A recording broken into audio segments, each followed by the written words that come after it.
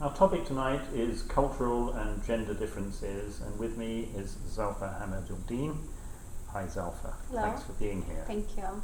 So you're somebody with experience of two different cultures. Tell us a bit about your background, if you would. Sure. I was born in the U.S., spent my first 5 years living in the U.S., moved to Saudi, and lived there for 12 years. So I went to elementary, middle school, and part of high school in Saudi.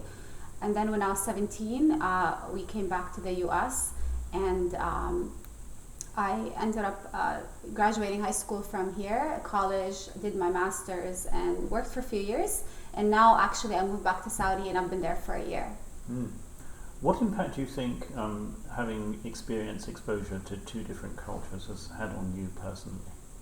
I think it had a great impact. I think one of the things that I've noticed about myself that sometimes I don't see in people who only experience one culture is I'm open-minded. So when I sit with somebody who has different ideas than I do, I notice that I'm more willing to accept their ideas because I've had so many experiences in the U.S. where I thought my way, because I remember when I first came to the U.S., to me, my reality was what I knew, what I was taught growing up. So when I talk to other people and they have a different point of view, I would get so defensive and I try to defend my ideas and defend my way of looking at a situation. But then after having a lot of these experiences, eventually I started noticing that, there's other ways of doing things, there's other ways of looking at things, and it's okay. Just because someone is right doesn't mean I have to be wrong. It's not either or. Right. We can all have different ways of looking at things, and it's okay. So it definitely made me more open-minded, and I noticed that also in the workplace where, if I'm working with a team, I'm not as attached to my ideas as I see other people sometimes. I'm okay. I'm willing to listen to other people and consider different ideas or different ways of looking at a problem and solving it. Reminds me, you were talking a bit earlier about conflict resolution and your experience. You did some study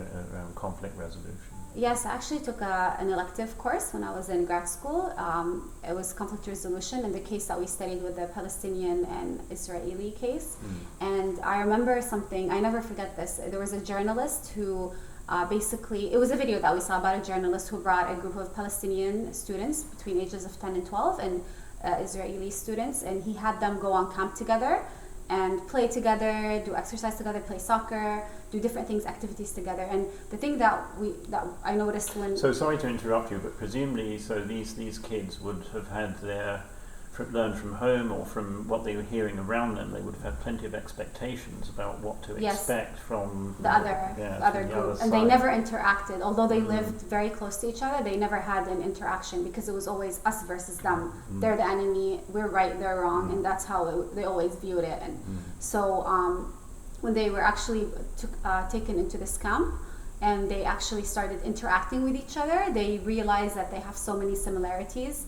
Like, for example, a boy was saying, I was so surprised to see that this guy, we like the same things, and we played soccer and we got along, and he has a sister just like me who annoys him and bothers him. And so it was, for me, I thought, wow, because I see people who maybe, Americans who have certain ideas about, Middle Eastern people, or Middle Eastern people who have certain ideas about Americans, and they think they think that's it, like this is how it is, and they feel like it's hard for me to be friends with someone. I mean, I used to be that way. I thought it would be really hard for me to be friends with an American. So it's interesting. I mean, a lot of what you're saying, it seems that our expectations drive the way we behave, and that exposure to a different reality, in fact, can change the way we think about people and even change the way we do things and we think ourselves. And so how do you see the prospects for women here? Now, you've worked in the workforce here. It's notorious that there are very few female executives in C-suites here in Fortune 500 companies. It sounds like the future may be brighter for women as a group in Saudi.